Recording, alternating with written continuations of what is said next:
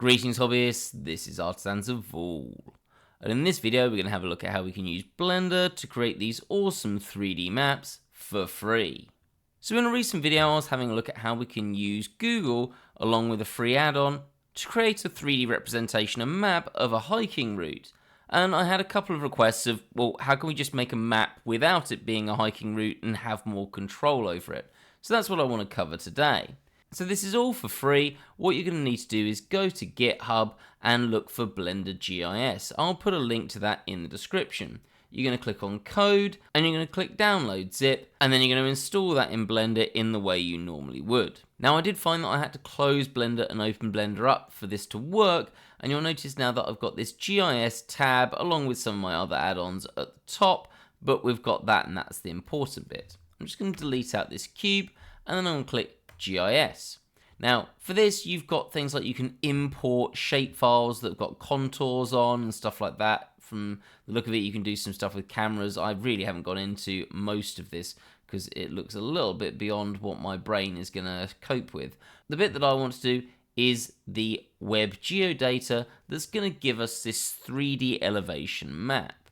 We're going to come here and click on base map, and we're going to say the source is going to be Google, so this is Google Maps. We can have a satellite layer or a map layer. I'll stick with satellites.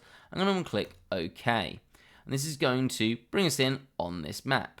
Now, you can just zoom into this manually, and each time it will gradually reload, and then you can move around. I'll show you that in a second. But this is quite slow, especially starting from so zoomed out. So what I'm actually going to do with my mouse over this is hit G, and we can click zoom to and zoom into some sort of location. I'm going to select something with some quite interesting topography, so it's got some interesting shape to it. So let's go with the Grand Canyon. We're going to click a zoom level. Now I've been basically fiddling around with this a bit, so I think about 16 is right, but you can fiddle around with this afterwards. So let's click OK, and it's going to take a little bit of time loading up, and you can see here we've got a bit of the Grand Canyon and the surrounding area. Now if you want to, you can move, and you'll notice, look, I've gone off the side and then it reloads. So if you don't find this bit of the Grand Canyon interesting and you want to come over here, you just keep moving around until you find the bit that you think looks interesting. Oh, look, there's a little waterfall there. I'm going to come back to here where there are these islands. This looks interesting to me. You can also zoom in and out, and it will change this as you do. Again, just give it a chance to load. It does take a bit of time. And you can see your map has got the zoom level at the top left-hand corner. So for example, this is zoom level 15. So this is doing it all for us. And we've got our, what I'm assuming is lat and long of where your mouse is, because that moves. Once you're happy with that, you're just going to hit E to confirm this is what you're interested in. And we've got this nice satellite image, but it is very flat. So let's correct that. We can click GIS, go to Web Geodata, and then Get Elevation. Now, yours will probably start on this option, and I think you can use this if you set up an API key. I'm going to be honest, that is beyond my general base knowledge of what I do with this, but I think this is how you access it. I really don't care. I'm just going to go to the marinegeo.org GMRT, and this will work for free. Click OK, and depending on how zoomed in or zoomed out you are, this is going to create your topography.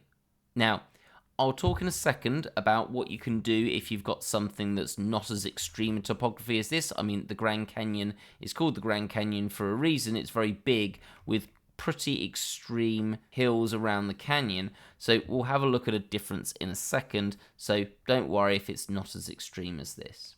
But once we've got that, we're pretty good to go.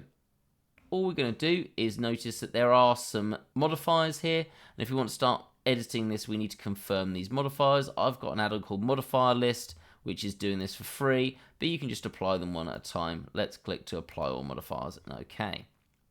Now in this instance, I might want to make this a bit smoother at some point in the future, so what I'm going to do is just select all of these edges with Shift and Alt, just there. I'm going to Shift and E, and I'm just going to drag those to the side to put a crease on them. Then I'm just going to A and then E, bring that down a bit, SZ0 to give that a flat base. Yep, that should work fine. And then I'm just going to go to object mode, and if I want that to be more smooth, I can then just use a subdivision surface by hitting Control and probably 2 in this instance to get this nice and smooth. Now, for me, I want to 3D print this. I'm not interested in the satellite image, so I'm going to come down here to the material properties. I'm just going to get rid of that, and I'm just going to shade flat. There we go. There is our topography. But you can see this is really easy to do. So let's just delete that out, and we'll have a look at somewhere else and a couple of other things that we might want to do. So let's go to the same thing in base map. You basically just start this up again, and you'll notice that when we start that, we've got the satellite image that we used previously. So once again, let's hit G, and we're going to have a look at the location where I did my last map where we'd got that hike route. So I'm just going to type in Devil's Dyke, and we'll leave that zoom level at 16, click OK, and here we are. So this is where I did my hike. We went around here, I went down here, up here, and then back up, I believe.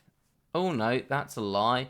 No, actually, I went down here, round that town, and then back through here. So let's zoom in a bit more, and I want about there. That's probably about right. So once again, E to confirm that.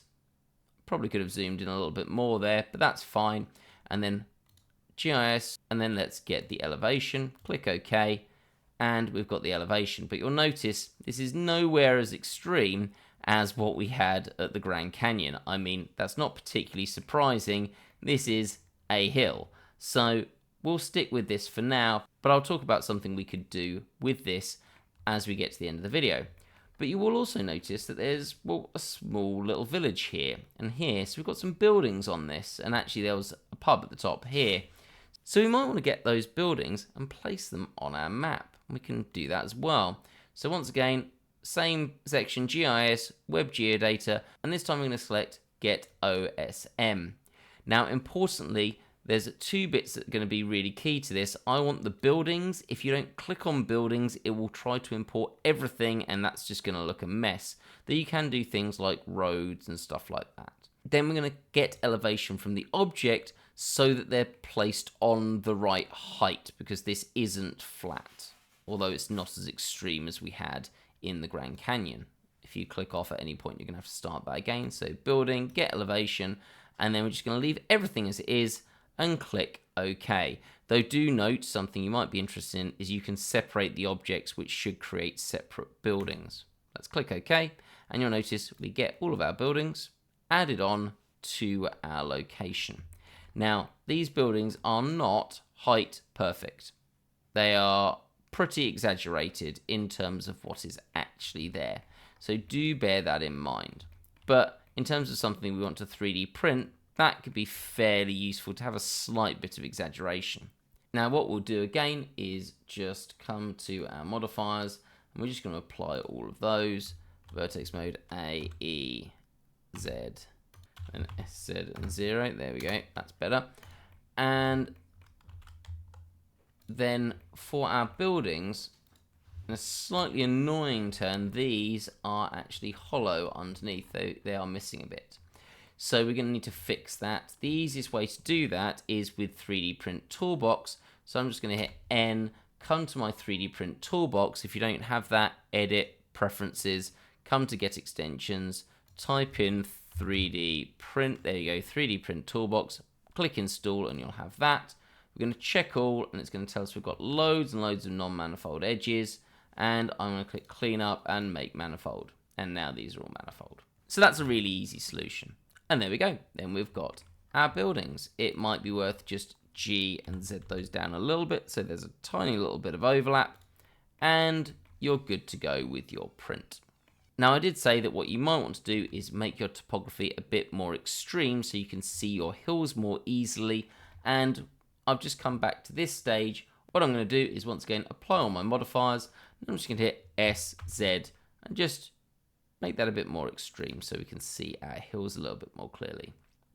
Now that is going to have a problem. That is going to mean that our buildings are now not on the correct height. That is obviously a problem. Now we could individually move each of those buildings to the correct height, and that would be insanely tedious. So we're not going to do that. But what I will do is, as the next video, have a look at how we can take objects like this, so we've got lots and lots of buildings, and get them onto this curving, undulating surface. So in this instance, we'd be wanting to do this for these buildings, but this could be any form of object that you want to put onto a curved surface, be it chainmail being added over the top of some clothes, or maybe a way of adding something like some iconography or a symbol onto someone's uniform or clothes or a flag. So we'll have a look at that in the next video. If you want to see that ahead of time, it will already be up on the Patreon, because the Patreon gets all of my videos a week early and ad-free. It's my way of saying thanks to the people that support the channel and make these videos possible. So if that's something you'd be interested in, there's a link to that in the description. Hope to see you in the next video, and have a great day.